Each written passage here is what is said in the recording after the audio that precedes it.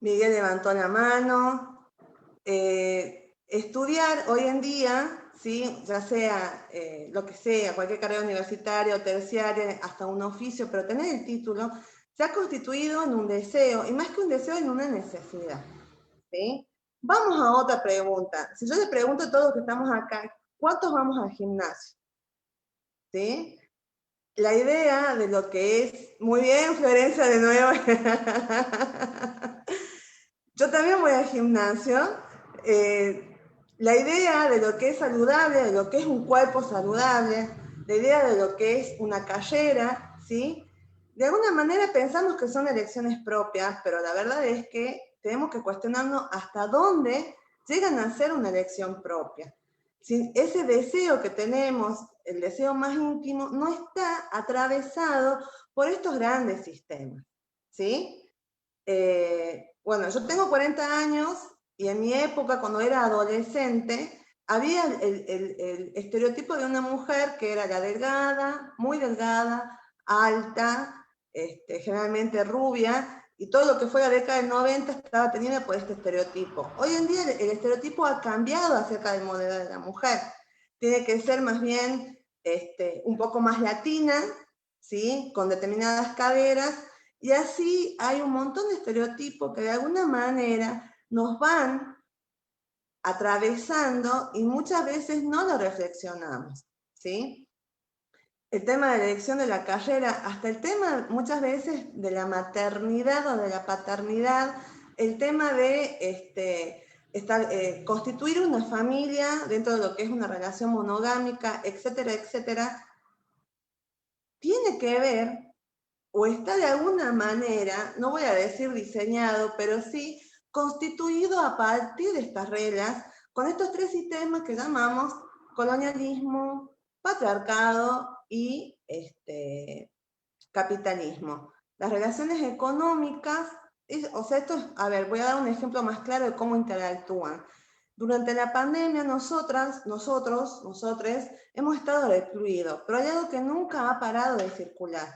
¿Qué es lo que nunca no ha parado de circular durante esta pandemia? Son los bienes y las cosas, ¿sí? De hecho, han sido los transportistas los que lamentablemente han llevado el virus de provincia en provincia, porque realmente no pudo el sistema frenarse, ¿sí? Porque consumimos, porque necesitamos determinados servicios, porque necesitamos ciertas cosas, lo que está en el súper, lo que está en el negocio que compramos, no se traslada solo, alguien lo tiene que trasladar, pero no se produce en los lugares particularmente, sino en un lugar. Toda esta cuestión que yo les traigo es para demostrarles que eso que llamamos sistema capitalista, que no solo tiene que ver con la economía, sino que también incide en lo que son las políticas públicas y también incide en lo que es la vida cotidiana de cada uno.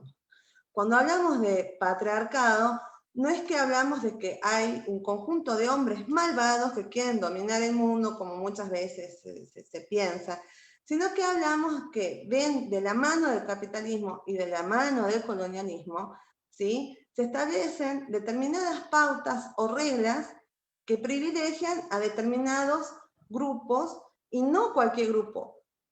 Son los varones, y no cualquier varón, sino un varón blanco, ¿sí? Un varón adinerado, un varón que que pertenece a una clase burguesa, digamos. Entonces, porque no es lo mismo un hombre afrodescendiente o afroamericano, no es lo mismo un hombre nativo que un hombre blanco, ¿sí? Y si entramos en esas relaciones a hablar del lugar que ocupa la mujer, que ocupa la lesbiana, que ocupa el gay, que ocupa la mujer trans o el varón trans, vamos viendo que son diferentes tipos de relaciones. Esto es lo que hablamos cuando hablamos de patriarcado.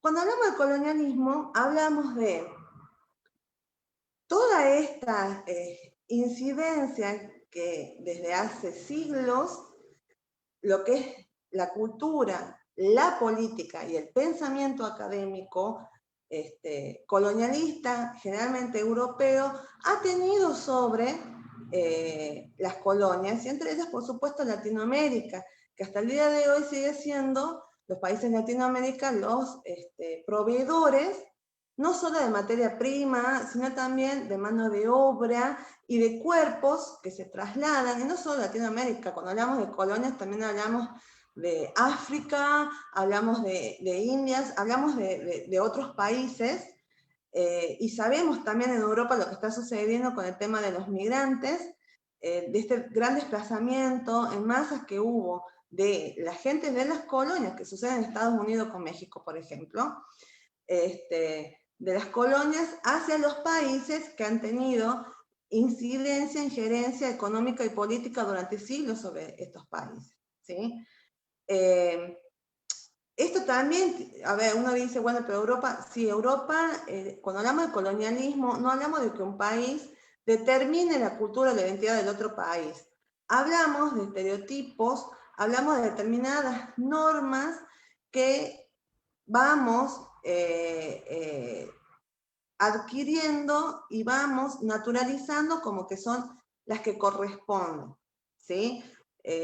Y hay de alguna manera como esa idea en lo que es la clase media argentina, de que Europa siempre es más avanzada, y muchas veces ni siquiera conocemos bien cuáles son los países de Europa, ni hablar de las realidades, porque es así.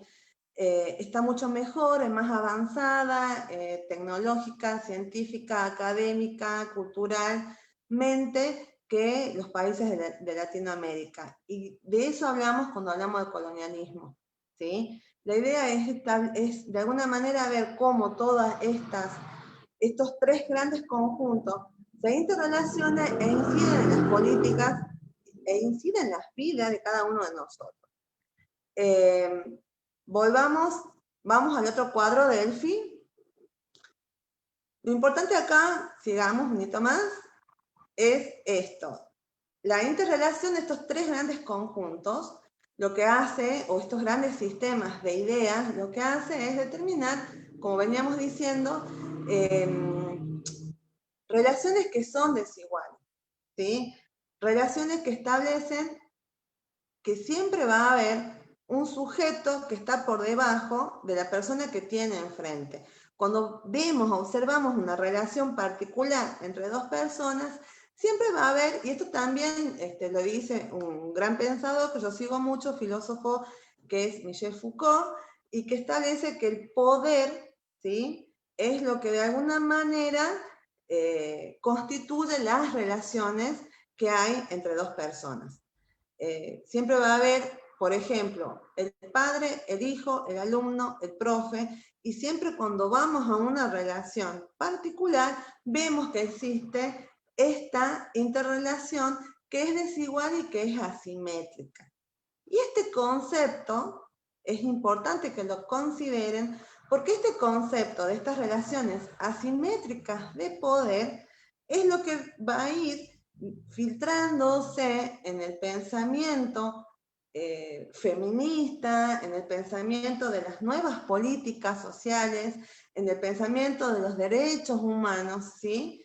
Y que de alguna manera va a configurar un nuevo discurso y un nuevo paradigma o forma de ver las relaciones interpersonales y de analizarlas desde un punto de vista político, ¿sí? Estos sistemas cuando se interrelacionan e inciden en lo que es las prácticas cotidianas, sociales, establecen una diferencia, una inequidad entre las personas, precarizando la vida de aquellas que están en una situación inferior o desigual de poder frente a la otra, ¿sí? Pasamos la lámina. Delphi, si me estás escuchando, muchas gracias.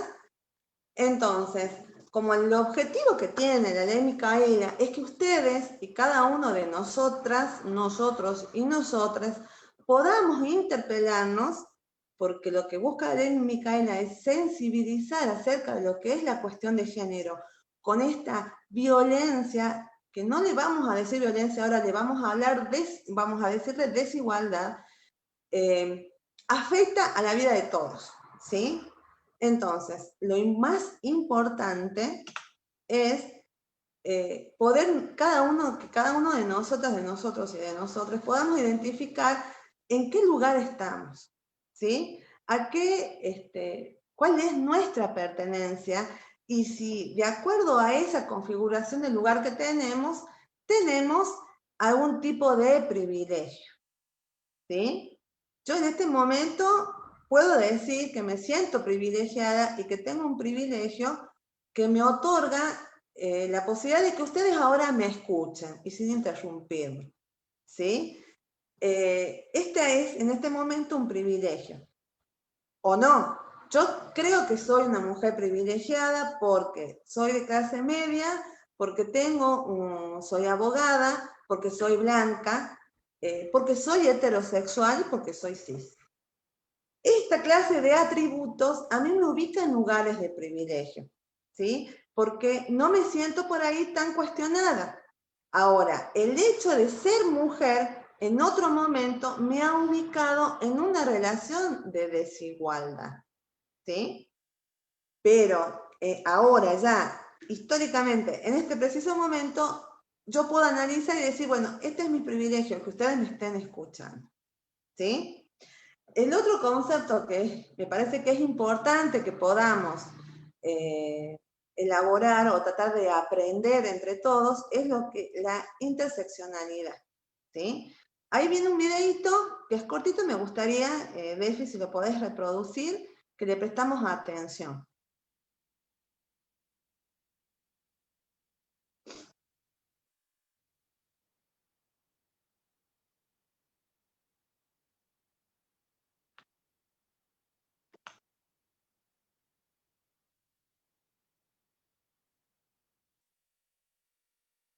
A ver, Delphi, tranquila que ya va a aparecer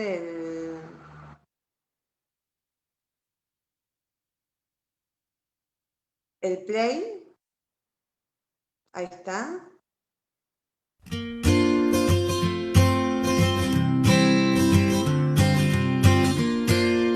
¿Qué descubrimos cuando analizamos la realidad con la mirada de género? Descubrimos las desigualdades, las diferencias en el acceso a las oportunidades y descubrimos discriminación.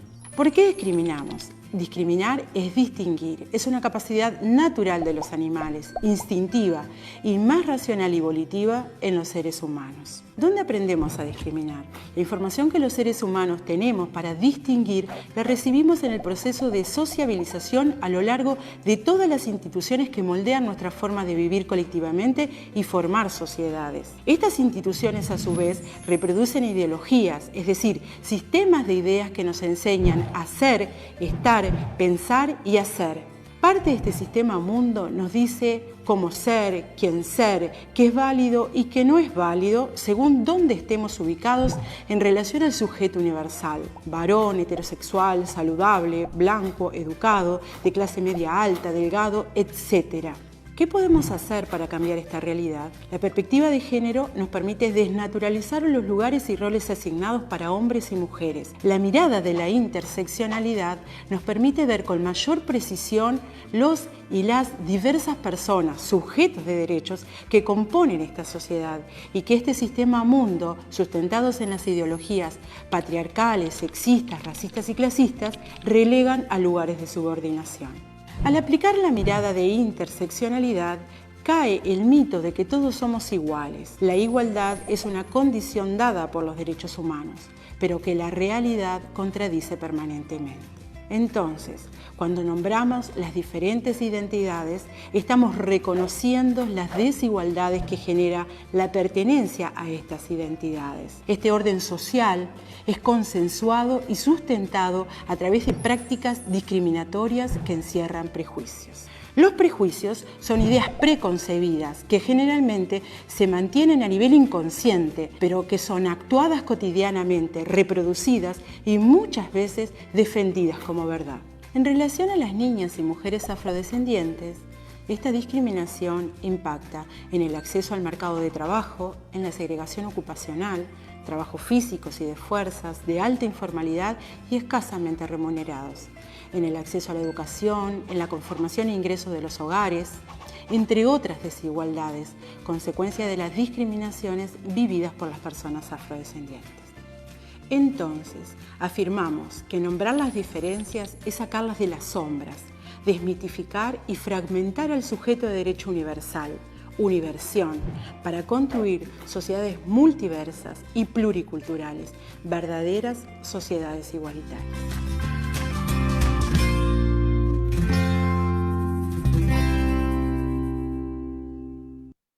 Bien, pasamos a la siguiente lámina, Delphi. Cuando hablamos de interseccionalidad, ese video me pareció que es sumamente pedagógico porque nos dice de manera clara lo que implica la interseccionalidad y que es una herramienta que nos sirve muchísimo para poder ubicarnos cuando estamos enfrente de alguien más y para poder ubicarnos cuando estamos por arriba, desde como mirando, ¿sí?, a lo común, como mirando a la comunidad, y es muy importante para poder diseñar además políticas públicas que sean inclusivas, ¿sí?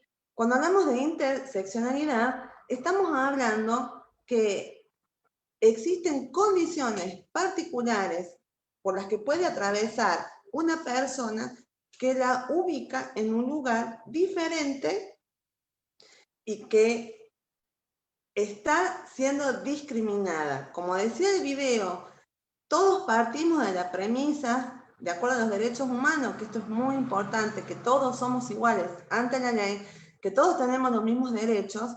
La interseccionalidad nos dice, no, esto no sucede en la realidad. En el plano de lo ideal, de acuerdo a lo que puede decir la Constitución Nacional y los tratados internacionales, sí, pero en el plano de la realidad, en cada uno de los momentos en donde una persona debería poder acceder a un derecho, esto no sucede y está condicionado el acceso a ese derecho a las situaciones particulares por las que pasan. Y estas condiciones son el género,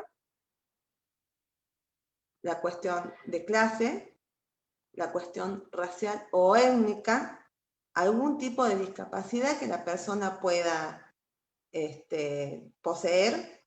Entonces, la interseccionalidad nos dice, hay diferentes situaciones por las que puede atravesar una persona que la ubica en una situación de vulnerabilidad, ¿sí? Estaría bueno que pudiéramos hacer un juego, lamentablemente no se va a poder hacer porque por Zoom es bastante complicado, pero la idea es esta.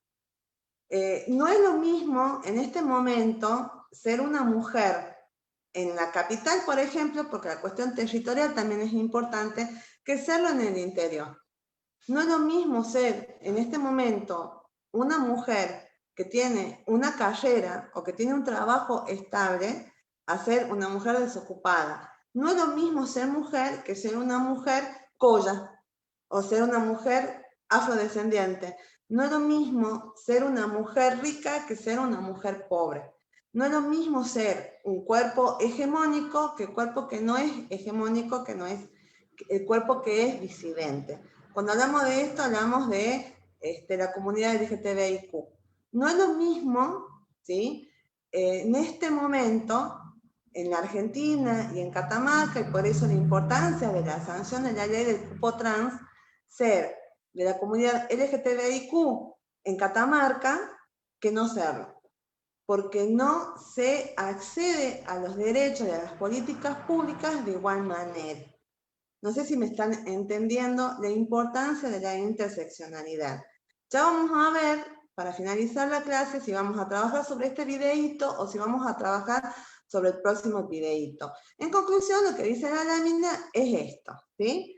En toda interrelación existe alguien que está en una situación de poder que tiende a la opresión.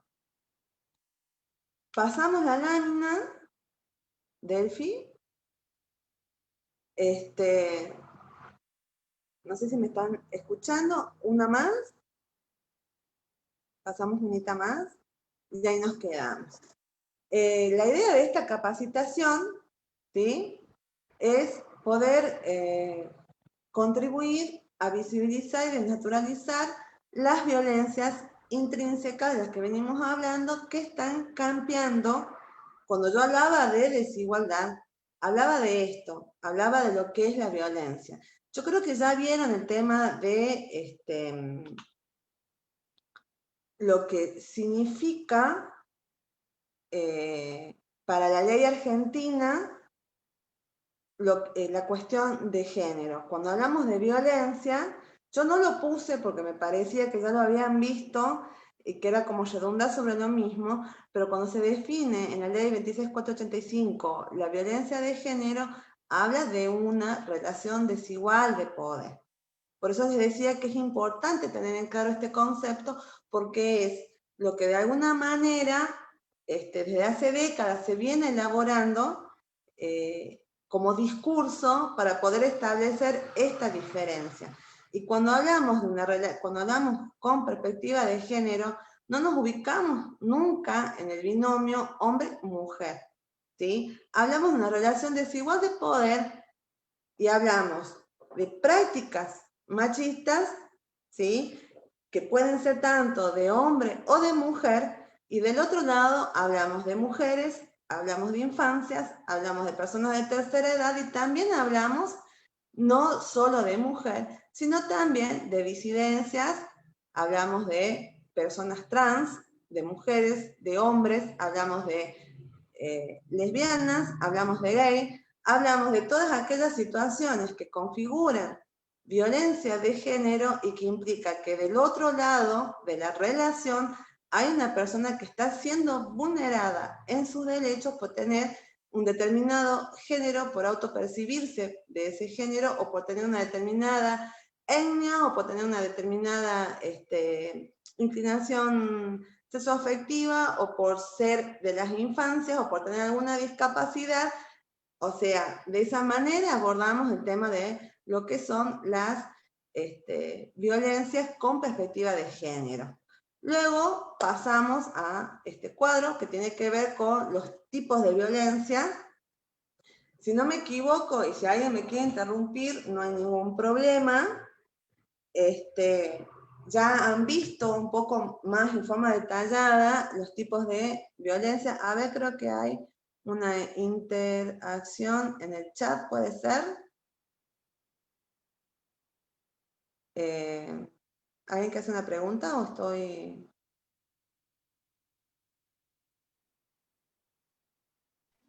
¿Me escucha, doctora, ahí? Sí, te escucho, Delphi. A ver, Jimena Romano, que está en el chat, si puede activar el micrófono, contarnos un poco cómo va el tema del chat.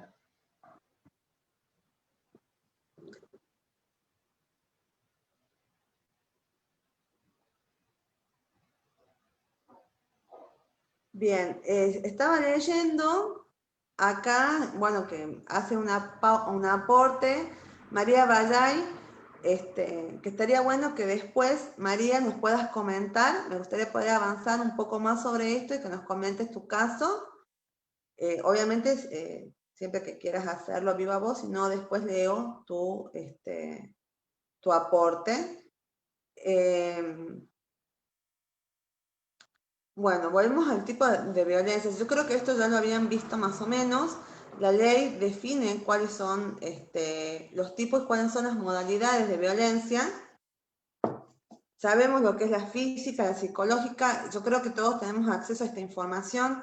Me parece que no sería interesante ni va a tener demasiada incidencia en este momento hacer hincapié en eso, pero sí traje a colación si podemos pasar la pantalla, Delphi, y vamos directamente.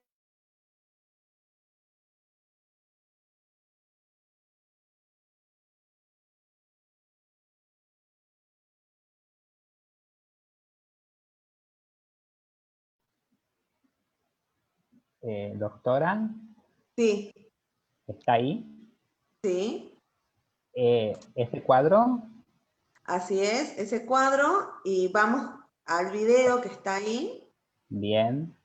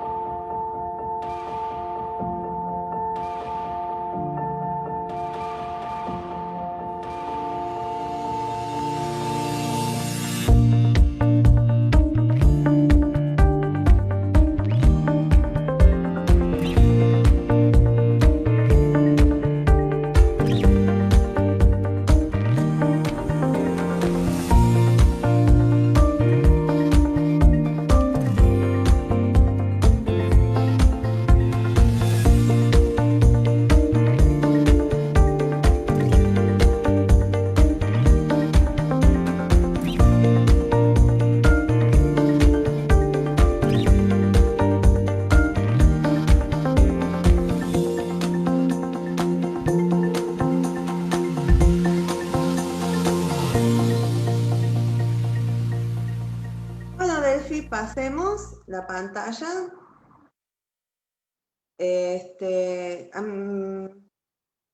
Pasemos un poco más. Pasamos un poquito más. Bueno, nos paremos ahí, Delphi. Bueno, hay mucha interacción en el chat. Yo les pido, chicos, que volvamos a la clase y vamos a habilitar al último un espacio y un horario para que podamos hablar sobre lo que están planteando.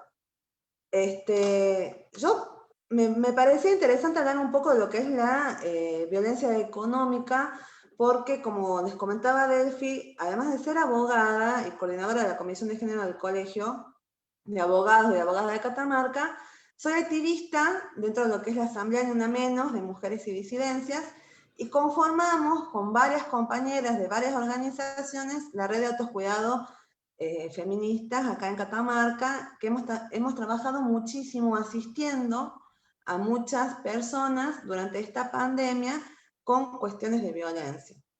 Y lo que más hemos observado, lo que más estamos observando, y aparte también en mi ejercicio particular acá en mi estudio, es que la violencia económica constituye muchas veces la causa de por qué se va dando los otros tipos de violencia, ¿sí? Y por qué muchas veces cuesta mucho a la persona salirse del vínculo violento porque está en una dependencia económica de la otra parte, ¿sí? También cuando no llega a darse este tipo de situaciones violentas, la dependencia económica sigue teniendo incidencia en aquellas mujeres que no se sienten violentadas ni física, ni emocional o psicológicamente, pero que en el momento de la separación, o del divorcio, atraviesa por este proceso que es sumamente desgastante, en donde comienza a surgir de manera explícita todos los otros tipos de violencia. Entonces, en un país y en una provincia como la nuestra, que tenemos que decirlo, no estamos económicamente bien, en donde hay toda una política pública de asistencialismo, porque realmente hay personas que la están pasando muy mal, la dependencia económica es muy importante, y el video trae a colación aquellas prácticas que una las ejerce, y que muchas veces cree que es lo que conviene o es lo que está bien, porque tenemos naturalizado de esa manera. Me parecía muy interesante cada una de las cuestiones que traía, porque la idea es que ustedes se interpelen, que nos interpelemos acerca de nuestras prácticas, que eso es lo que voy a tomar del chat, donde se ponen determinadas cuestiones. La idea es primero empezar desde uno, a interpelarnos a nosotros en qué situación estamos y cómo nos relacionamos con los demás, ¿sí? No a modo de ser un juez, no, sino de vernos, de reflexionarnos y de ubicarnos y decir, bueno, yo en qué situación estoy y en base a mi situación, cómo me interrelaciono con los demás. Volvemos al PRESI y estamos acá con los pactos, estos pactos internacionales que yo creo que ya de alguna manera lo han visto. Yo traje solo 3 pactos internacionales que para mí son los más importantes porque constituyen esta cuestión. Yo les voy a comentar muy rápidamente que, como saben, después de la Segunda Guerra Mundial, Europa quedó devastada, perdió no sé cuántos millones de pobladores, toda su economía y toda su estructura fue completamente devastada. Se juntaron todos los países y conformaron lo que son, en el año 1945, las Naciones Unidas, y reflotaron todos los instrumentos que tienen que ver con los derechos humanos y establecieron este principio que es el que nos rige y que todos los hombres somos iguales, ¿sí? Era la necesidad de establecer un pacto para que lo que sucedió en la Segunda Guerra Mundial no vuelva a suceder. Al año siguiente, el año 1946, dentro de la ONU se configuró un grupo de estudiosos y de estudiosas para que establecieran cuál era la situación de las mujeres en los diferentes países del mundo, y durante 30 años, 300 estudiosos se ubicaron en los diferentes países del mundo, países que fueron calificados desarrollados, en vía de desarrollo, subdesarrollados, y después de 30 años elaboraron un informe que termina con el dictado de lo que es la CEDAW, que es la Convención sobre la Eliminación de todas las formas de discriminación contra la mujer, que es del año 1979. ¿Qué es lo que dice la CEDAW, esta convención de manera lisa y llana? Es que las mujeres, por el hecho de ser mujeres, se encuentran, no es igual al hombre, y se encuentra por afuera del acceso a los derechos, al trabajo, a la educación, a la vivienda, a sus derechos sexuales y reproductivos. Lo importante de la CEDAW es que habla de violencia y habla de violencia. Dice que la mitad de la humanidad está siendo violentada por la otra mitad y que no implica, eso no significa, perdón, una cuestión privada. Lo importante de la CEDAW y de este instrumento internacional es que dice que la violencia es una cuestión política y pública, y que lo que sucede dentro de una pareja o de una familia o de un matrimonio le debe interesar a todos los estados que conforman parte de las Naciones Unidas, porque es una cuestión política y pública que debe el Estado tratar de desarticular la violencia, y que esa violencia ha abandonado el ámbito privado, ha abandonado el ámbito doméstico y ha comenzado a circular por los diferentes ámbitos, impidiendo que las mujeres puedan desarrollar plenamente su proyecto de vida. ¿Sí? Luego, en el año 94, con la reforma de la Constitución, este instrumento pasa a formar parte de lo que es nuestro derecho primigenio a estar en la punta de la pirámide y ser tan importante como la propia letra de la Constitución. Pasamos del fila. Luego, en el año, creo que en el año 94 también, en Latinoamérica, en realidad en todo el continente americano, se edita la Convención de Belém do Pará. La Convención de Belém do Pará tenía por objetivo, porque no era suficiente con la CEDAW, tiene por objetivo decir que cada estado que conforma parte de lo que es las Naciones Unidas debe comprometerse a erradicar, a prevenir y a sancionar todas las situaciones de violencia que se dan en los diferentes países, y establece una serie de reglas. No era suficiente con la CEDAW, necesitábamos un instrumento que le obligara a la Argentina y a todos los países que ratificaron a establecer políticas públicas, ¿sí? Y a brindar en forma anual informes al comité pertinente para ver cómo va avanzándose sobre la erradicación, la prevención y la sanción de la violencia. Pasamos, ¿sí?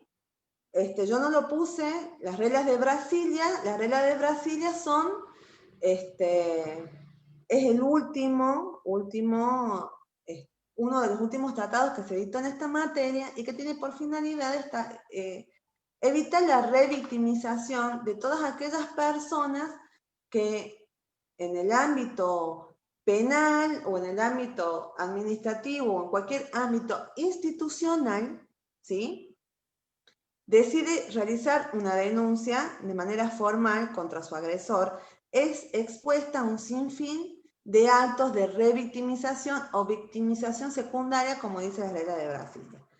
Estos tres tratados dieron lugar a las políticas públicas que tienen su punto de partida de alguna manera en lo que es la Ley de Protección Integral de la Mujer y de las Disidencias, que es la Ley 26485. ¿Sí? Que creo que ya la han visto. Pasamos de Elfi la lámina y vamos a Catamarca, que en el año 2010, si no me equivoco, se sancionó la Ley 5434 de violencia de género y familiar, que tiene por objetivo crear un foro especial. ¿Sí? El foro especial con asesorías gratuitas, con un juzgado específico para las situaciones de violencia, con asesorías y patrocinios gratuitos en el ámbito penal, en el ámbito civil, en el ámbito familiar, con un cuerpo de psicólogos, de asistentes sociales, de psicólogas, de psiquiatras, que aborden de manera integral y transversal los temas de violencia y que hasta ahora no se aplica. Hasta ahora no se ha creado, ya van a ser 10 años de la sanción, y no se ha aplicado ni se ha creado este foro especial. Pasamos la lámina y parte del programa es, tenemos que hablar de lo que son los abusos sexuales. El abuso sexual es una figura penal que está contemplado en el artículo 119 del Código Penal, que establece el abuso sexual simple, el gravemente ultrajante y el abuso sexual con acceso carnal. Me parece que ya es demasiado técnico analizar el artículo y explicarle lo que implica un tipo penal. Lo voy a hacer de manera general, que me lleve 2 minutos nada más, porque me parece que es mucho más interesante ver el video. Y atención a este video, porque vamos a ver si trabajamos, hacemos el trabajo de este módulo sobre ese video, sobre el primero de interseccionalidad, ¿sí? Bueno, lo que voy a decir básicamente es esto, lo que la ley 24.580, ya se me olvidó el número, establece como violencia de género con sus distintos tipos, modalidades y demás, no necesariamente implican que sea un delito específico sancionado por el Código Penal. Lo que hace el Código Penal es establecer que hay determinadas conductas que atentan contra determinados bienes que son socialmente muy valiosos, ¿sí? Entonces, la persona que realiza esa acción que atenta contra ese bien debe ser castigada y debe ser penada, ¿sí?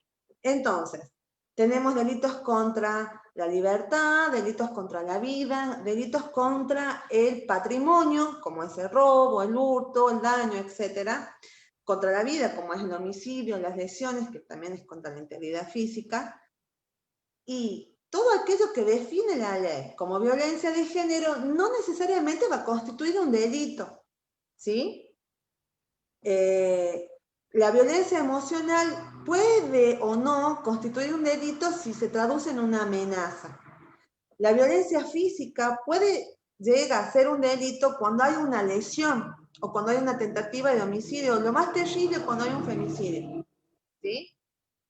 La violencia económica puede constituir un delito si llega a ser extorsión, si llega a ser, no sé si se me entiende, no necesariamente aquello que definimos, que la ley define como violencia de género, puede constituir un delito.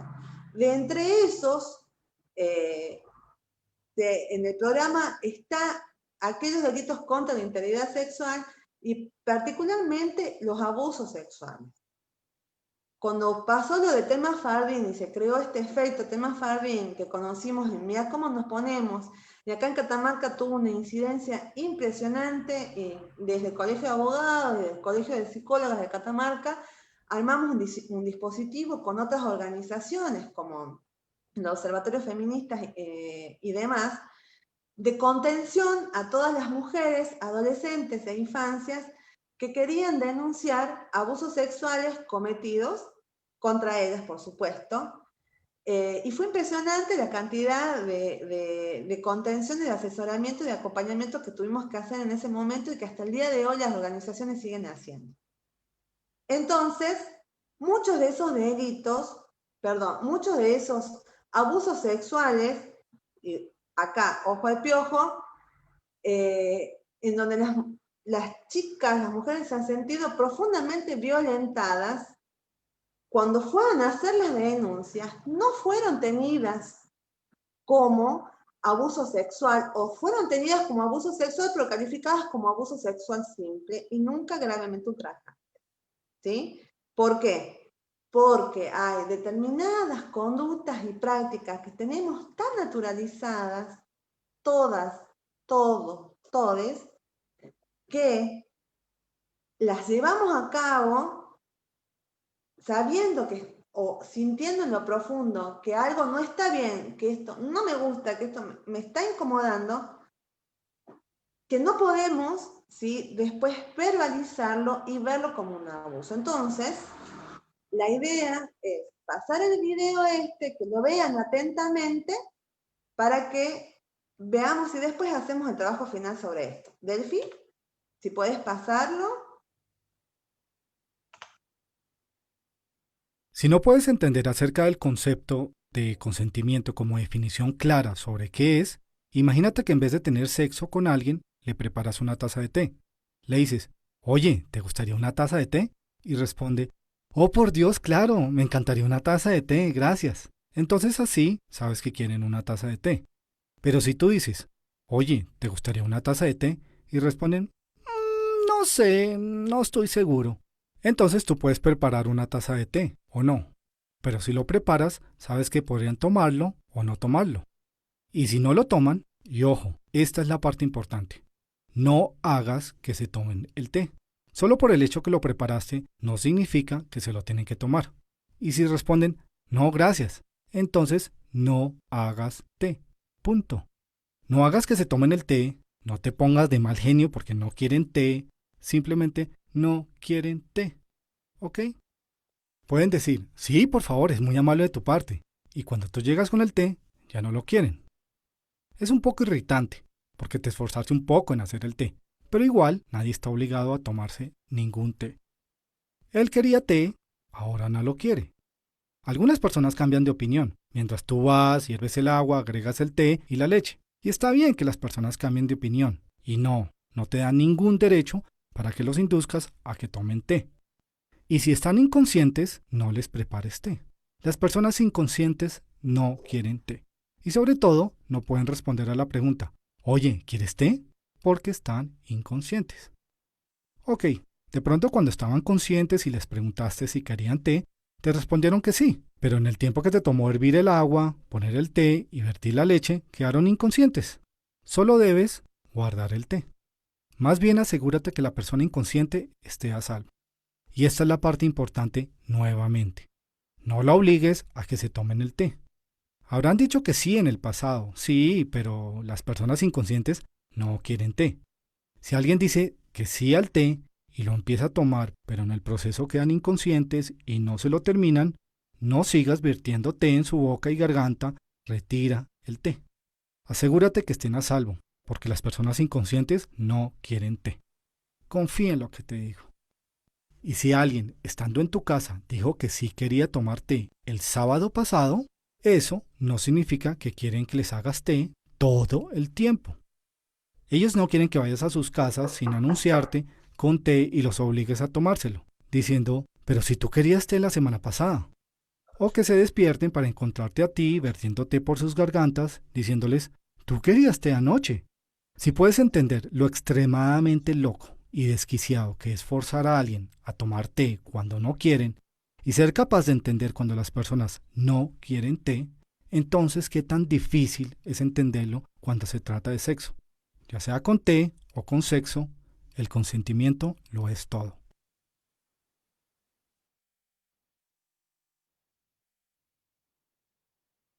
Bueno, el video lo que hace es tratar de expresarnos de la manera más didáctica posible el tema del consentimiento. En el Código Penal, el consentimiento se resuelve con una regla que tiene que ver con la edad, ¿sí? Cuando son menores de 13 años inclusive, no hay consentimiento, ¿sí? A partir de los 13 años, en realidad de los 14, se podría hablar de algún consentimiento. ¿Por qué a mí me parece importante este video?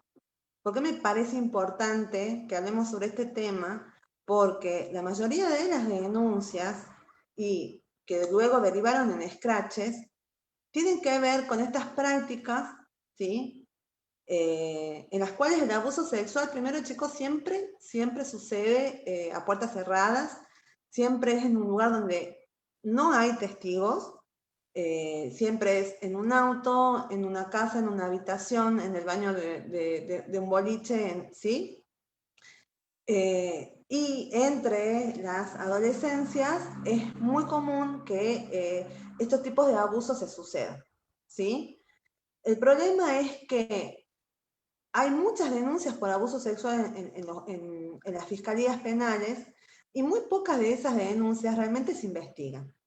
De las que se investigan, muy pocas llegan a un juicio y las que llegan a un juicio muy pocas veces llegan a tener una condena efectiva, ¿sí?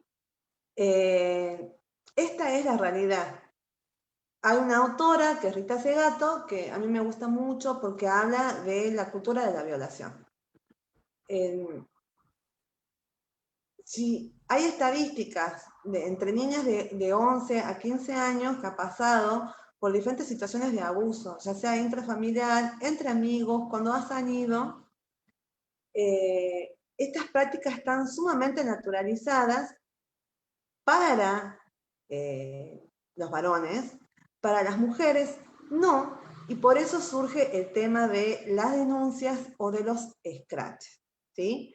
El hecho de que dentro de lo que es la justicia penal, no se investiguen y no se sancione, funciona en modo de silenciar y de invisibilizar que esto sucede. El 80% de los abusos en las infancias son intrafamiliares. Es decir, que 8 de 10 niños hasta los 10 años que son abusados por un familiar directo. Dígase hermano, dígase tío, dígase abuelo, dígase padre, ¿sí? O un allegado a la familia. Hasta el año 2018, los únicos que podían hacer una denuncia en caso de niñez era o el padre o la madre. O sea, una locura cómo funciona el sistema. A partir de octubre del año 2018, cualquier persona que tenga conocimiento de que un niño está siendo abusado puede realizar la denuncia, ¿sí? Pero recién ahora ha sucedido esto. Es decir, lo que yo quiero demostrar es que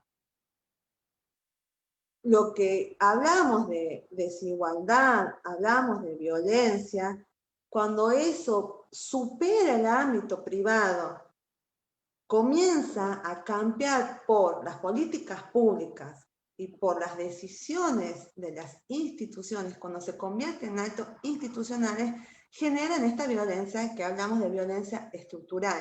Cuando Rita Segato habla de la cultura de la violación, cuando la ley dice que es violencia, toda aquella situación en contexto de una relación desigual de poder, estamos hablando de que esta violencia supera la relación que yo tengo frente a la persona que tengo enfrente, y va la redundancia, y se convierte en una política pública. No sé si me van siguiendo. Hablamos de violencia estructural cuando las políticas públicas y quienes ejecutan las políticas públicas permiten que esta desigualdad, que se traduce en violencia, que se traduce en abuso sexual, continúe y se siga reproduciendo. No sé si hasta acá me van siguiendo. Entonces, lo que hace este video es interpelarnos a manera individual y decir, bueno, ¿en qué momento yo he sido violentada? ¿En qué momento también he llegado a violentar a la persona que estuvo enfrente?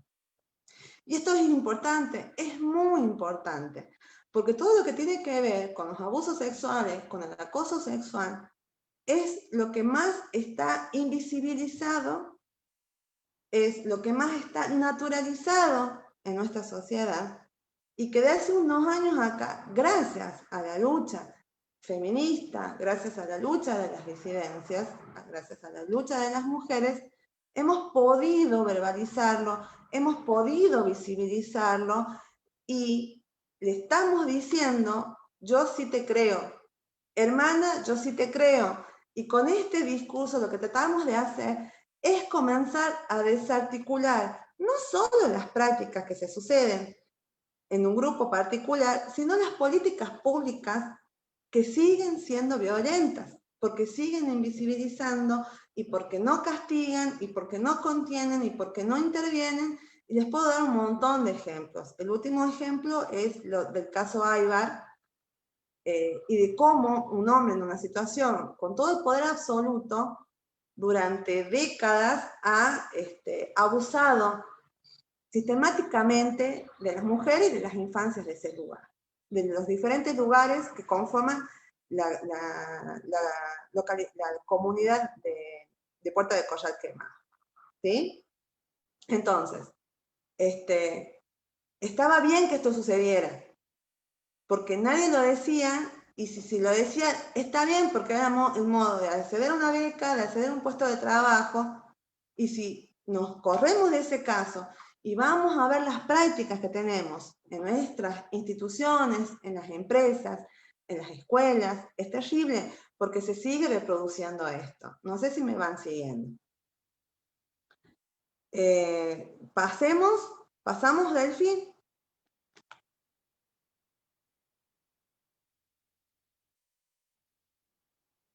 Bueno, en el programa está lo que es el ciclo de la violencia. Yo creo que esto ya lo habían visto. A mí particularmente, siendo muy sincera, no me interesa mucho hablar de este tema porque creo que lo podemos ir deconstruyendo de las prácticas, de las situaciones que cada una y cada uno de nosotros hemos vivido, y podemos ponernos de un lado del otro, o sea, hablar de lo que implica una situación, el ciclo de la violencia, siempre se reduce a lo que es el ámbito de una pareja, o lo que es el ámbito familiar. Y a mí me gustaría hacer hincapié en el ámbito público, ¿sí? A mí me gustaría que podamos ver esto desde el paradigma de lo político, ¿sí? Porque esa es la idea cuando hablamos de violencia de género, cuando hablamos de estos nuevos discursos legales, cuando hablamos del acceso a los derechos, es poder salir de esta situación, ¿sí? Salir de la mirada de la cuestión doméstica y hacer hincapié en lo que tiene que ver con la cuestión pública, con las políticas públicas que impiden el acceso de todos a todos los derechos. De cualquier manera, hay mucho material al respecto, así es que lo pasamos, Delphi. Ahora, puede suceder, ¿sí? Que se encuentren eventualmente ante una situación con una persona que se siente que está pasando por una situación de violencia. ¿Qué es lo que generalmente hacemos las que estamos trabajando en esto hace mucho tiempo y no hace falta ni ser abogado ni ser psicólogo para poder intervenir? Lo más importante es poder, a partir de lo que hablamos de la interseccionalidad y de todo lo que venimos hablando, es reconocer cuáles son las situaciones de vulnerabilidad, ¿sí?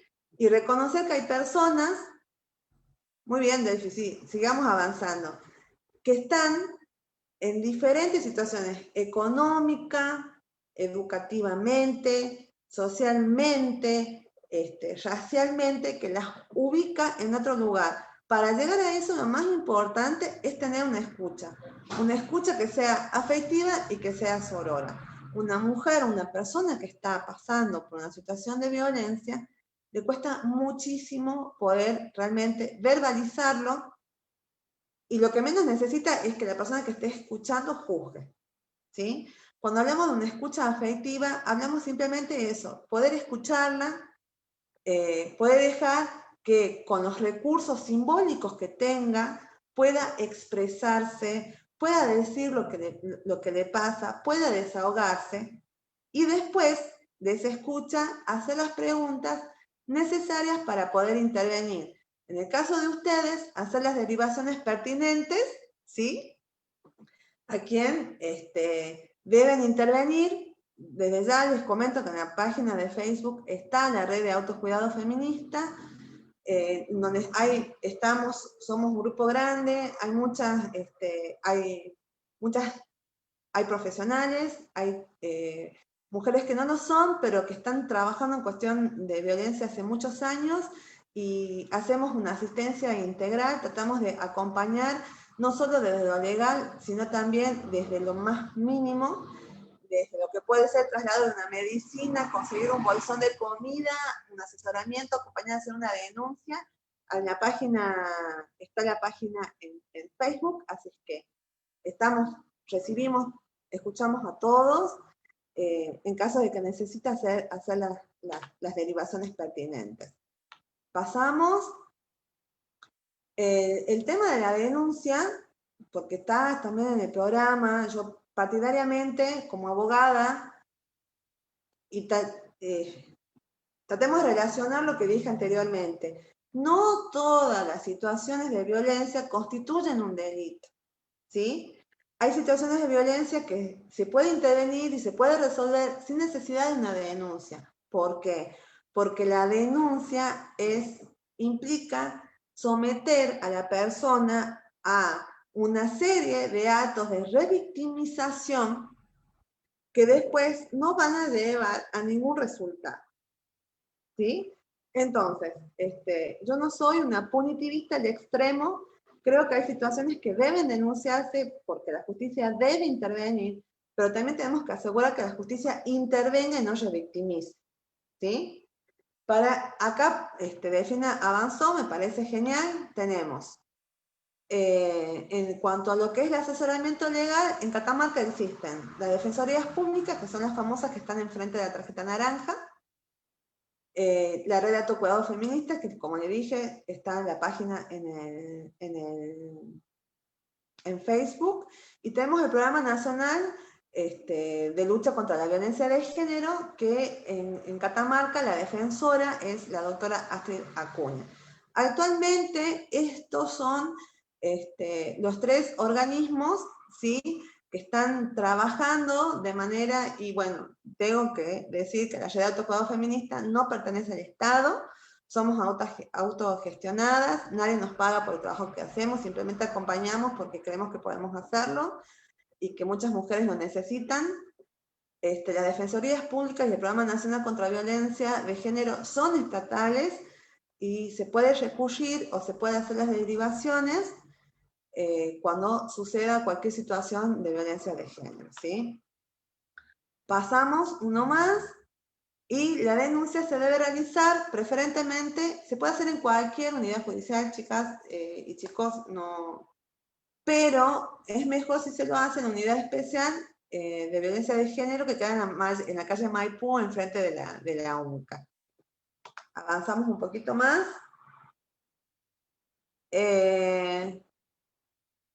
Bueno, ¿cuáles son las situaciones, los obstáculos a los que se enfrenta una mujer que se encuentra en situación de violencia y que decide o no realizar la denuncia? Bueno, les debo informar que los obstáculos mayores son los obstáculos judiciales. Muchas veces nos llaman mujeres que van a hacer la denuncia en la unidad judicial del barrio y no le quieren tomar la denuncia. Que venga después, que venga mañana, y cuando van,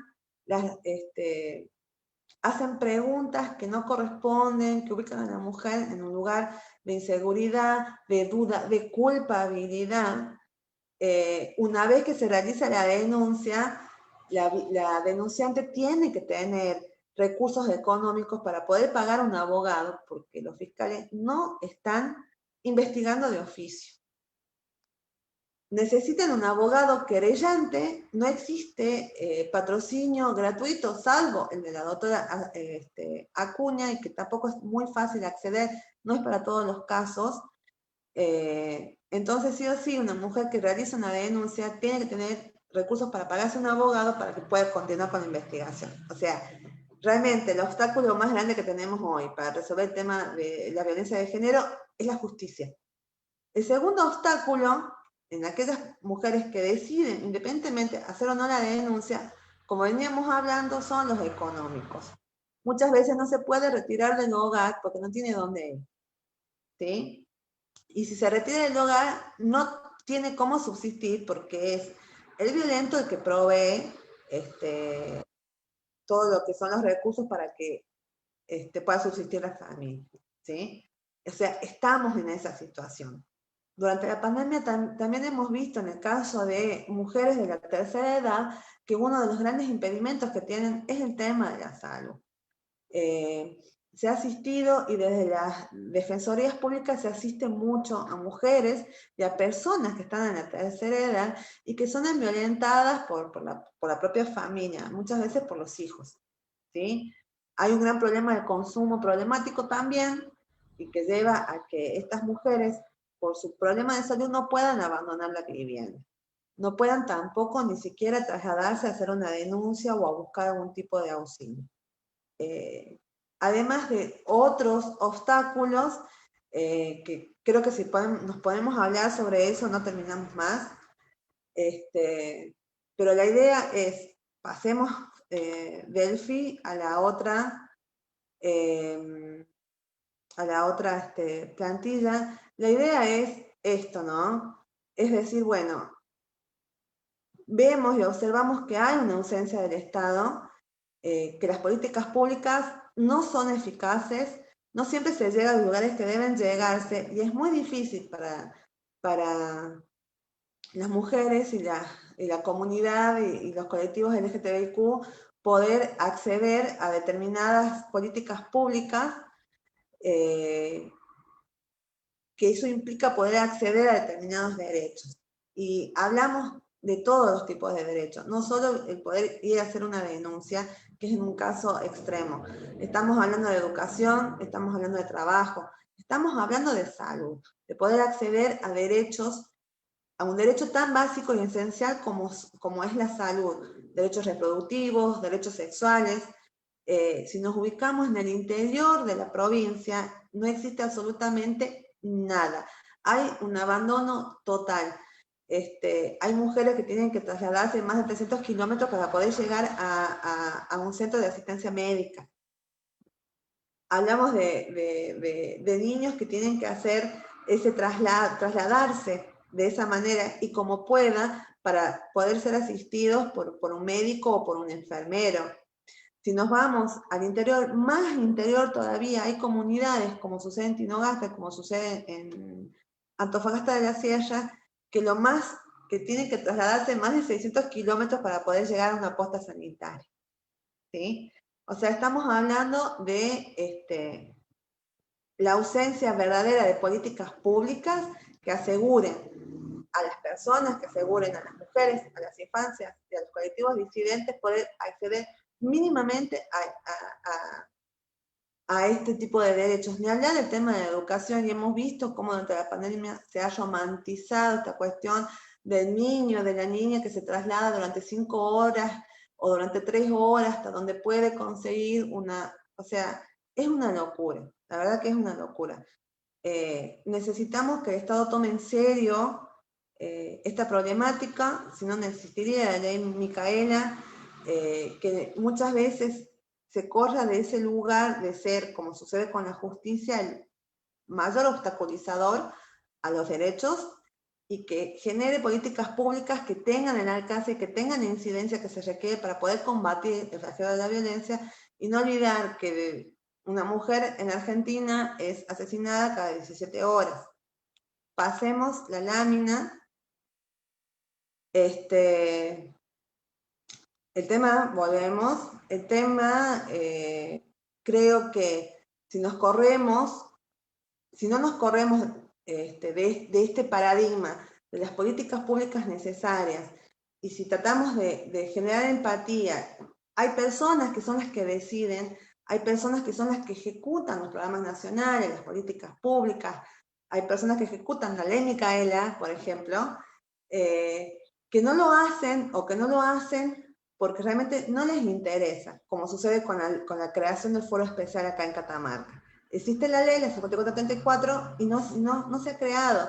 Hay personas, que es la Corte Suprema de Justicia, la que tienen que decidir invertir dinero para crear ese foro especial y no lo está haciendo, ¿sí? Entonces, se trata de indiferencia. Si nos corremos de aquellos que pueden tomar la decisión y bajamos y vamos y nos vemos a nosotros, ¿sí?, a los que estamos detrás del mostrador, a los que de alguna manera podemos habilitar el acceso a un determinado derecho o a cualquier acto, por mínimo que sea, tenemos que hacer. Nosotros decidimos si queremos obstaculizar o si queremos ser facilitadores, ¿sí? La ley Micaela tiene por objetivo eso, generar esa sensibilidad y generar esa empatía. Y las que estamos capacitando, las que estamos poniendo el cuerpo a todo esto, lo que queremos lograr en todos ustedes es una participación activa.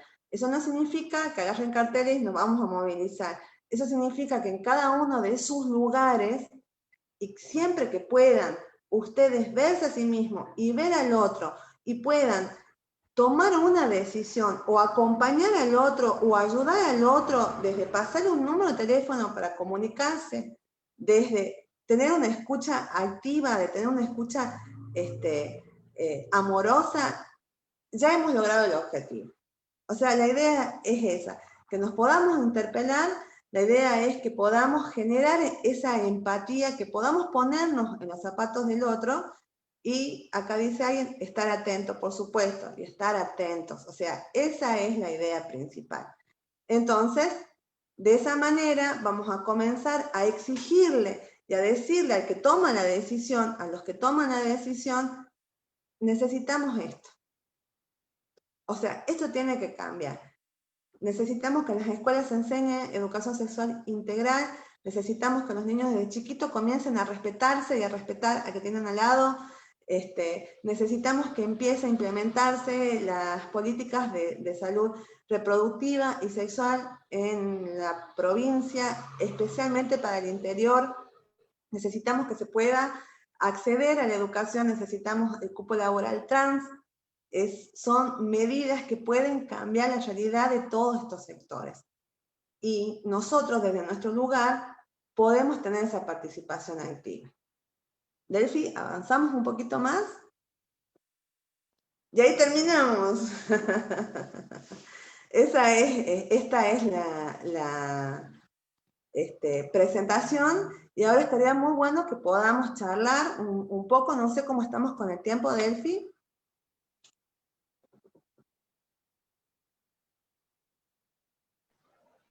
Doctora. ¿Sí? ¿Sí me escuchan? Bueno, sí, hay mucha interacción en el chat. Le voy a dar la palabra a mi compañera del equipo para que nos pueda leer algo. Ella es Jimena Romano. Si puede activar el micrófono, por favor.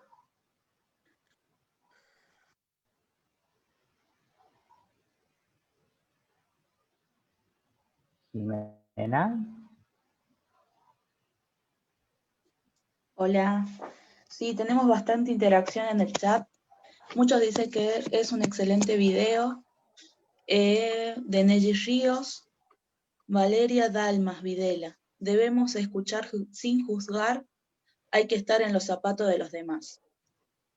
Cristina Seco nos dice, el problema es que las políticas públicas son solo políticas públicas y no de Estado.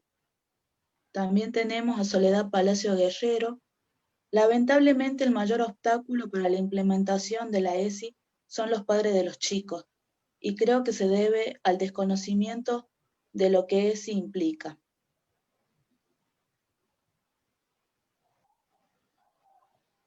También tenemos otro comentario que nos indica que haber visualizado nos permitió a las mujeres distinguir acciones que implican acoso, y ante esto reclamar.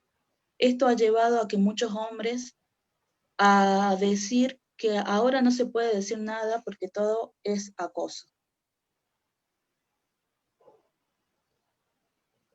También tenemos que de María Ángel, que necesitamos con urgencia ESI en los establecimientos educativos. Agustín López, para mí el obstáculo del ESI es la falta de capacitación del personal de las escuelas.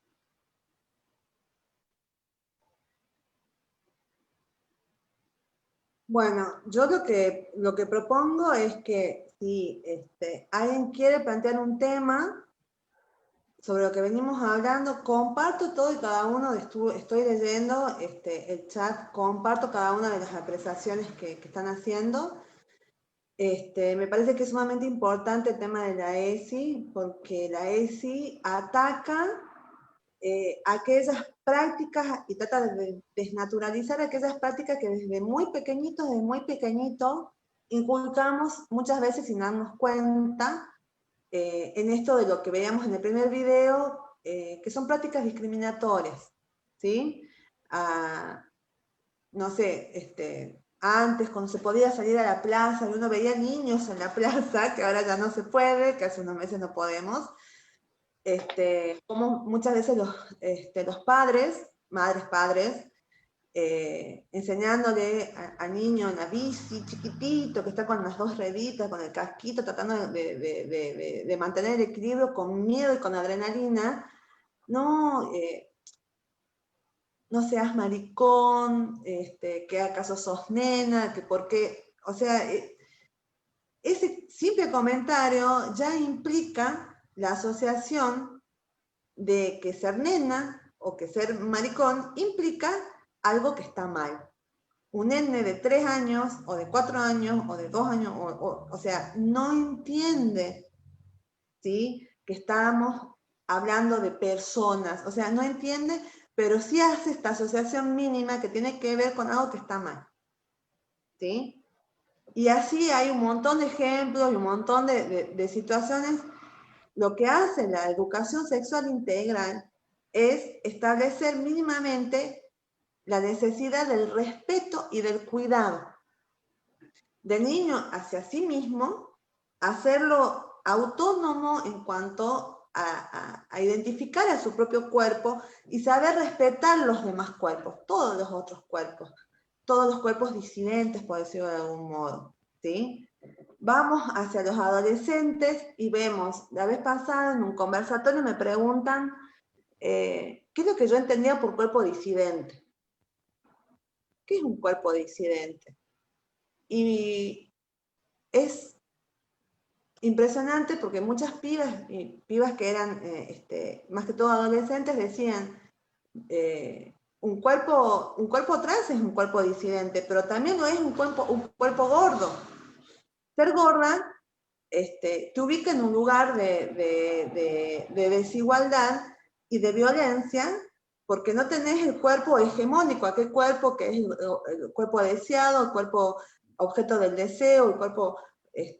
entonces, y se hicieron conversatorios acerca de esto, en donde se hablaba desde un lugar muy, aparte de sentido, porque es algo que te atraviesa el cuerpo, de cómo todos estos paradigmas discriminatorios nos ubican, sí o sí nos ubican, sin que nosotros quedamos en algún lugar en donde somos discriminados, en donde somos violentados, ¿sí? Y tener esto en cuenta y poder transmitirlo es muy difícil, y para eso existe la ESI, básicamente. La ESI implica esto, implica que los pibes y las pibas y los pibes puedan elaborar una relación saludable con su cuerpo, saludable con su sexualidad y de sumo respeto hacia el cuerpo ajeno, ¿sí? Entonces es ahí en donde atacamos estas prácticas y es ahí en donde hay mucha interacción en el chat. Por eso yo insisto, la ESI tiene que ser una bajada del Estado, ya está la ley, ya está la adhesión de la provincia, están los programas, está el presupuesto, hay que comenzar a impartirlo, como sea, como se pueda. Hola, No sé si alguien quiere hacer alguna acotación. ¿Sí? Ana, ¿Sí? tenemos otra interacción desde Facebook. ¿Qué pasa con los padres que son los primeros que deben ser abiertos para educar integralmente a los niños en todos los órdenes? Tenemos por costumbre trasladar la responsabilidad hacia la escuela. La educación bien entendida empieza por casa. Es decir, hay otras personas que dicen que la educación de la capacitación de ESI debería ser trasladada hacia los padres primero. Ahí tenemos. Está bien. Ahí tenemos otra pregunta de Nicolás Cano. ¿Sí? ¿Pero por qué decimos que los padres son el obstáculo? ¿Qué hacemos para cambiar eso? Es algo que hay que cambiar, creo que dice, porque no quedó a medio el mensaje.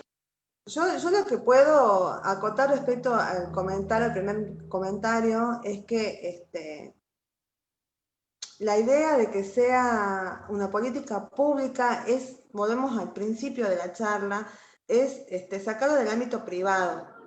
Ya no puede ser una decisión de los padres acerca de cuál es la educación que van a recibir sus hijos, mucho menos cuando estamos hablando de los derechos de los demás.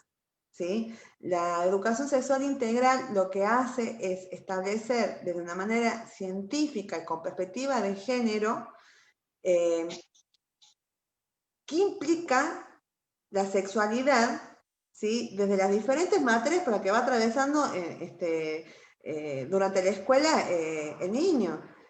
No lo deja librado a la decisión de los padres, porque volvemos a lo mismo, es una cuestión pública, es algo político que incide sobre la vida de los demás, ¿sí? Cuando hablamos de acoso, cuando hablamos de abuso sexual, cuando hablamos de violencia, y decir que primero deberían educarse los padres, es como, de nuevo, seguir poniendo obstáculos a que los niños reciban educación sexual integral. Es una política pública, está contemplado en una ley, está contemplado en tratados internacionales, en la Convención de Derechos del Niño. Insisto, el programa con su partida presupuestaria existe y hay que aplicarlo. Es difícil, por supuesto. Hay muchos docentes y hay muchos talleres que hemos hecho desde la Comisión de Género. Los docentes se han expresado. Nosotros no fuimos educados sexualmente, ni cuando estábamos en la escuela, ni cuando estamos cursando la carrera.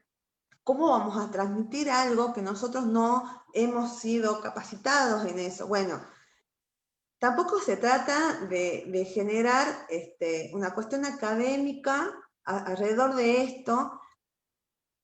Los chicos saben, especialmente los adolescentes, están recibiendo educación sexual. Cuando uno le pregunta, en todos los talleres que hicimos, y preguntamos a los pibes lo que saben sobre sexualidad, ¿a dónde lo aprenden? Y todos lo dicen de videos, de las redes sociales. O sea, no es que los pibes no estén siendo educados, están siendo educados, pero por la industria pornográfica, ¿sí? Ahí aprenden, y aprenden estereotipos, y aprenden paradigmas que muchas veces son cosificantes de los cuerpos, que son violentos, ¿sí? Entonces, ¿por qué dejamos que los pibes se sigan educando desde ese lugar? ¿Y por qué no abordamos con las herramientas que tenemos, aunque no hay capacitaciones? La página del Ministerio de la Nación, el programa ESI, tiene todas las capacitaciones, tiene todas las herramientas pedagógicas para aplicarla. Hay que intentarlo, porque si no los pibes se siguen educando desde una industria, y de nuevo volvemos al principio de la charla, donde se entrelaza el colonialismo con el patriarcado, con el capitalismo, y están siendo educados dentro de esa cosmovisión. No sé si alguien del Hola, Zoom... ¿escucha? Hola. Hola, ¿se ¿Sí? escucha ahí? Sí, sí. Dice, la ESI es un derecho de niños, niñas y niñes y es una obligación indelegable del Estado. Una intervención de Cecilia Guerrero. Así es, así es. Estamos todos de acuerdo. Sería genial ver durante las clases que, a ver, yo entiendo, y esto sí voy a hacer un pequeño paréntesis, que la educación pública en este momento está siendo sumamente azotada por la pandemia. Tengo en mi familia docentes, en mis amigas cercanas docentes, y realmente le están poniendo el cuerpo a los docentes, pagan internet, compran nuevos celulares, arreglan sus instrumentos de trabajo para poder mantenerse conectados. Y en este momento los docentes están poniendo el cuerpo para poder llevar adelante la educación en tiempo de pandemia. Entonces estaría muy bueno que se pudiera facilitar un espacio en donde la ESI tenga también su momento en esta educación digital y a distancia que están teniendo las niñas en este momento en Catamarca. Es una obligación del Estado, como dijo, es un derecho, es el derecho del niño. Entonces, nada, tenemos que apostar a eso y solicitar en las escuelas, como padres, que a nuestros niños se enseñen educación sexual integral. ¿Algún otro comentario? ¿Alguien tiene una duda sobre lo que venimos viendo? Creo que todas las Sí, tenemos un intervenciones... comentario de Liz Herrera.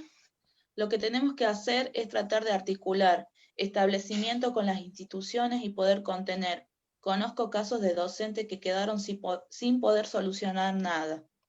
De ahí tenía otro muy interesante. Hago ahí para, hasta que me encontrés. Esto me parece que es fundamental. Debe existir protocolos, ¿sí? Tiene que haber un protocolo para la provincia, o si no, cada escuela tiene que tener su protocolo cuando detectan que hay un niño que está sufriendo una situación de violencia, sea abuso sexual, sea la violencia que sea.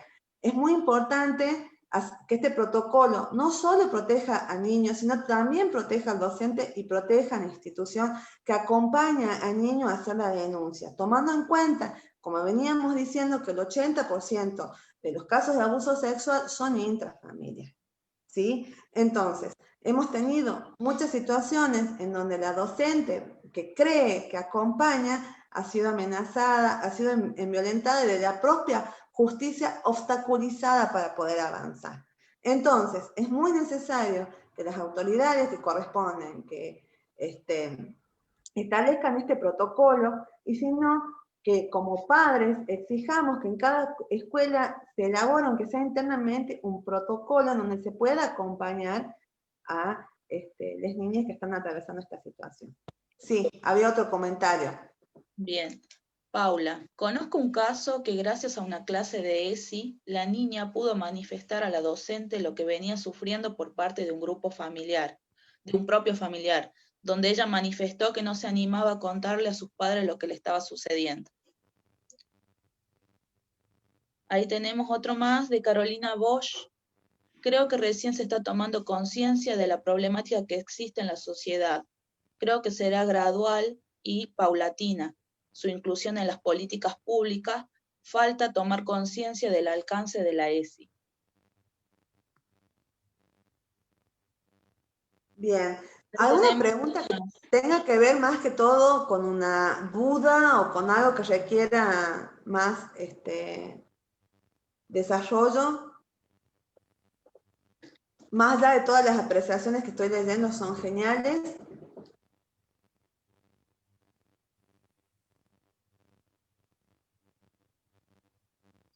Acá tenemos otro, de Mariana. Coincido totalmente con vos, Ana Clara. Los chicos se educan desde una industria y no desde profesionales capacitados para eso.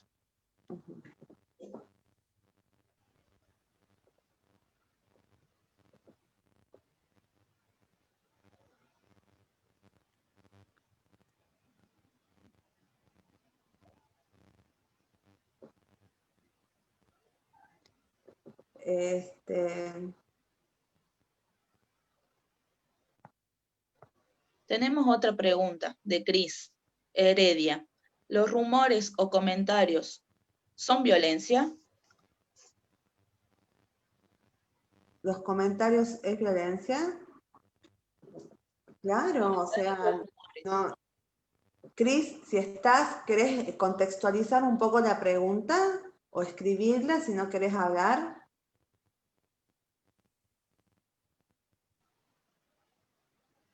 Los rumores o comentarios, por supuesto. ¿Querés hacer uso de la palabra?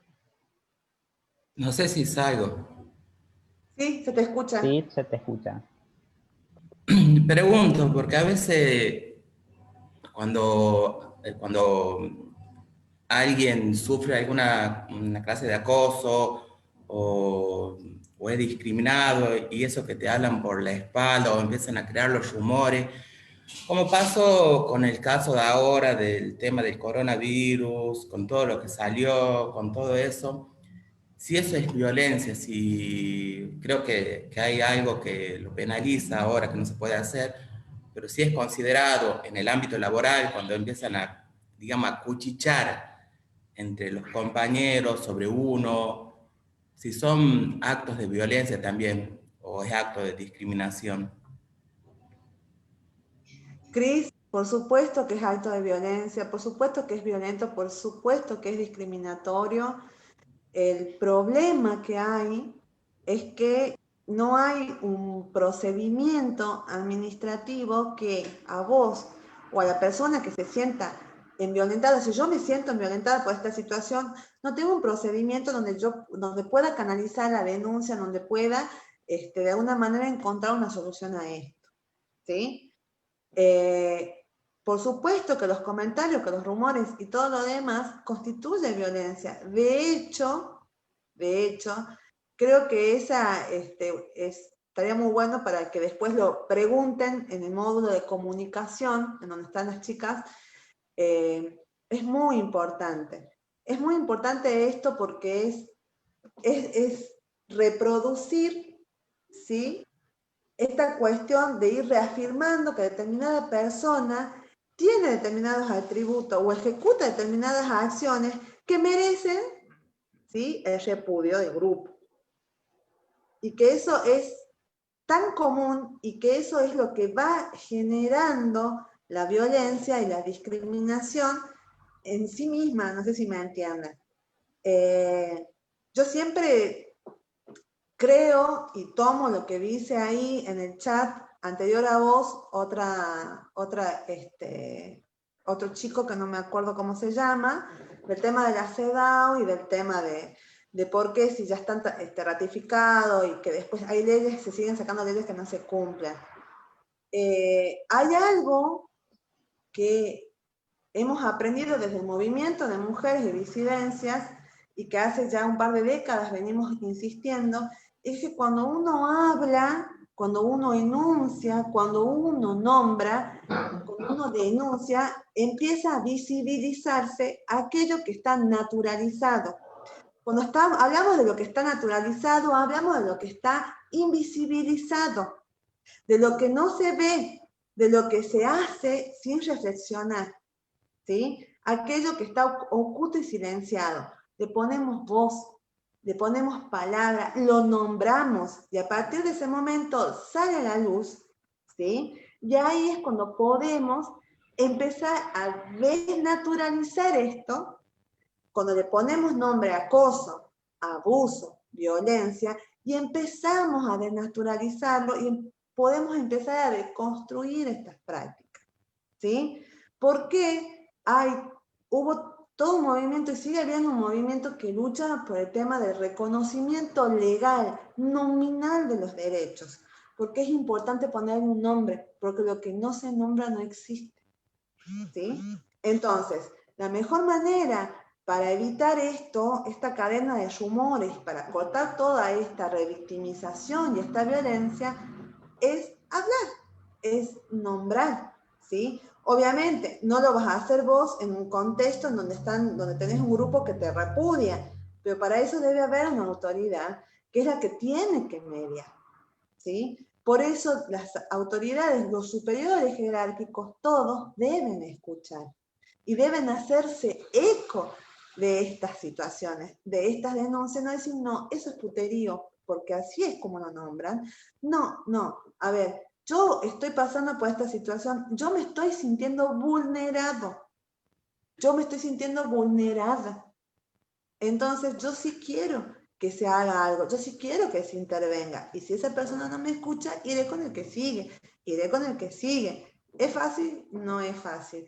Nos van a revictimizar siempre, pero es la única manera por ahora de poder cortar con esto o comenzar a desarticularlo, es ponerle nombre, es hablarlo.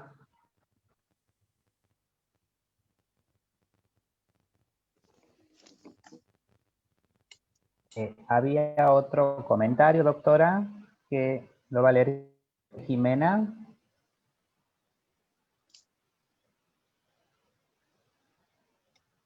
Sí. Jimena. A veces el hilo es tan fino que no podemos darnos cuenta cuando hay una situación que voy de nuevo, Cristina Seco. A veces el hilo es tan fino que no podemos darnos cuenta cuando hay una situación que vulnera nuestros derechos, especialmente en el ámbito laboral o porque no conocemos sobre nuestros derechos. Sí, totalmente de acuerdo. Es muy bueno poder identificarnos, chicos, es muy bueno poder identificarnos cuando nosotros somos vulnerados, pero también cuando estamos vulnerando, ¿sí?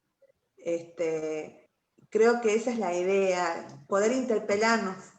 Cuando al principio de la charla decíamos, bueno, a ver, ¿cuál es mi lugar? Porque, o sea, tenemos un trabajo estable, tenemos educación promedio, estamos en un lugar de privilegio. Entonces es muy bueno poder reconocer eso y poder reconocer cuando somos vulnerados, cuando somos vulnerables o vulneradas, y está muy bueno poder también reconocernos cuando generamos sin querer esa violencia hacia los demás. Acá hay una pregunta, con respecto a lo que preguntó Cris, si en los adolescentes y niños está el bullying, tiene nombre y se ve, ¿no sería lo mismo en los adultos? ¿Y por qué tiene sanciones en ellos y no en los mayores?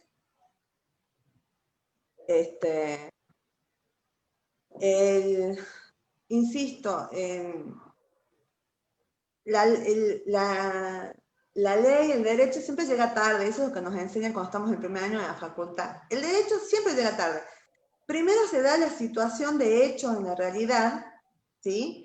Y cuando esa situación de hecho es considerada socialmente importante, recién ahí aparece el derecho y a través de la ley, llámese ordenanza, llámese ley, llámese decreto, toma ese hecho y le da una valoración jurídica, es cuando podemos hablar de sanciones, cuando podemos hablar de derechos, ¿sí? El tema del bullying no es un delito penal, pero sí es considerado un tema crítico y conflictivo y que se han elaborado diferentes dispositivos de contención para las escuelas y demás, y desde las instituciones se ha hecho campaña y todo lo demás para comenzar a desarticular y desnaturalizar esto, a comenzar a atacar este problema del bullying, ¿verdad? Bueno, hoy en día, por ejemplo, una figura que no es contemplada delito es el acoso. El acoso laboral como tal tampoco existe. Y había el proyecto, me acuerdo, el año pasado, creo que era del diputado de ENER, de que por lo menos sea considerado una contravención policial el tema del acoso callejero y sea castigado. Entonces, recién ahora que estamos hablando y que estamos visibilizando y que estamos identificando y que le estamos poniendo un nombre a eso como acoso, recién ahora aparece la necesidad de generar las políticas públicas para poder contener esto, ¿verdad? Y tenemos que seguir trabajando porque hay un montón de otras situaciones que no se están considerando, y cuando empecemos a tener una participación todos, una participación activa, cuando empecemos a ponerle nombre, chicos, o sea, esto puede resultar un poco difícil lo que voy a decir, pero si vamos a ver en los grupos de WhatsApp que tenemos, especialmente los caballeros, ¿cuántas veces al día no mandan o un chiste o no mandan un video, ¿sí?, en donde se discrimina y se violenta a una persona disidente o a una mujer, ¿sí? ¿Y qué hacemos al respecto? Lo pasamos porque nos parece gracioso a otro grupo, o directamente no lo vemos, o por ahí la conducta más radical es me voy del grupo o lo silencio al grupo un par de horas, ¿sí? Porque eso me choca, porque eso no me gusta. Pero quien realmente se ha puesto la gorra con los amigos le dijo, loco, dejen de pasar eso, no está piola. Dejen de reproducir eso, no está piola. En todos los grupos, en el grupo de asado, grupo de amigos de la primaria, de secundario, ¿sí? ¿Y cuántas veces vamos reproduciendo esos mensajes y lo vamos compartiendo? Y cuando sabemos y sentimos que está mal, no decimos nada, ¿sí? Entonces, no, vos sabés que si eso que estás haciendo está mal porque la otra persona la está pasando mal, seguramente la está pasando mal. Eso se llama acoso, eso se llama violencia. Comenzar a nombrar y comenzar a tratar de ser esos agentes activos de la transformación, ¿sí? Aunque muchas veces implica que nos pongamos la gorra y que muchas veces debamos retirarnos de algunos lugares. Hay un comentario ahí que me parece que es el que quiere parar esas cosas es el malo, el amargo, entre otras cosas. ¿Es verdad? Sí, tengo amigos que han hecho eso y fueron sumamente castigados y repudiados por su grupo. No los volvieron a invitar a asados, ya no lo invitan al partidito del fin de semana de fútbol. Pero bueno, es necesario hacerlo. Si no, no vamos a transformar y no vamos a cambiar nada, chicos. Doctora, Sí, doctora, disculpe, sí, estamos a 10 minutos de terminar perfecto. la clase. ¿Me escucha? Sí, sí, Había dos comentarios que me gustaría leérselos bien. rápidamente de Claudia Bustos Salguero. Hola a todos.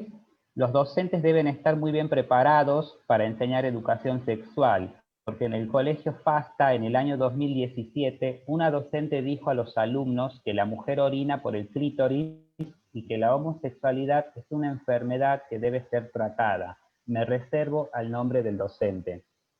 Y el otro comentario de Lía del Valle Herrera: las instituciones educativas ya cuentan con protocolos para abordar temas de violencia. Ya hay bajadas claras y se articula con un Ministerio de Educación y Ministerio de Salud, entre otros organismos. Bien. Bueno, vamos a hablar. Yo tengo una postura muy clara sobre este tema.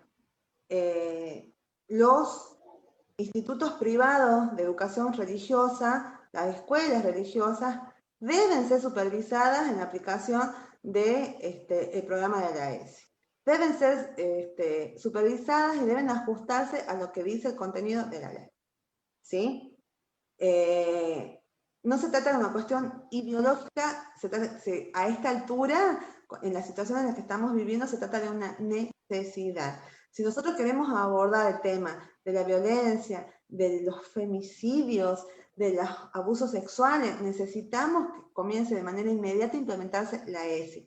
Y no se puede obstaculizar esto desde ningún punto de vista.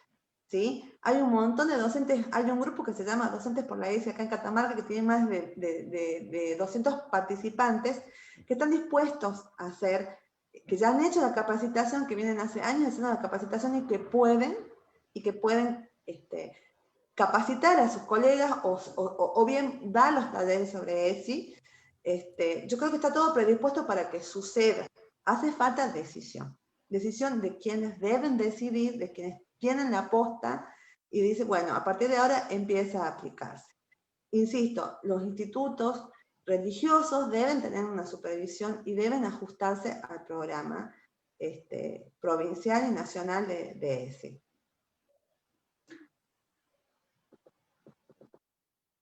Muy bien, doctora. Nos quedamos Sí, sin tiempo. perfecto. Le damos las gracias por su hermosa charla, su hermosa capacitación, sus conocimientos que nos enriquecen, que esto que venimos aprendiendo en todas las capacitaciones lo pongamos en práctica y que esa práctica se vuelva una costumbre y que esa costumbre se vuelva algo normal por un país, por más personas, por un mundo más igualitario, equitativo, libre de violencia y libre de discriminación. Le damos las gracias, doctora. Hasta la próxima será. Y bueno, gracias a todos los que pudieron participar. Y la actividad quedará subida en el foro entre hoy o mañana. Y nos veremos en la próxima. Bueno, yo ahora, muchas gracias chicos, ya estamos terminando. La clase, el trabajito va a ser sobre el video del consentimiento de la taza de té. Simplemente 2 párrafos, una apreciación personal a luz de lo que venimos hablando, y con eso está más que bien. ¿Sí? Espero que les Muy haya bien. gustado la clase y que nos volvamos a encontrar. Así será. Abrazos. Muchas gracias. Abrazos. Abrazos a todos.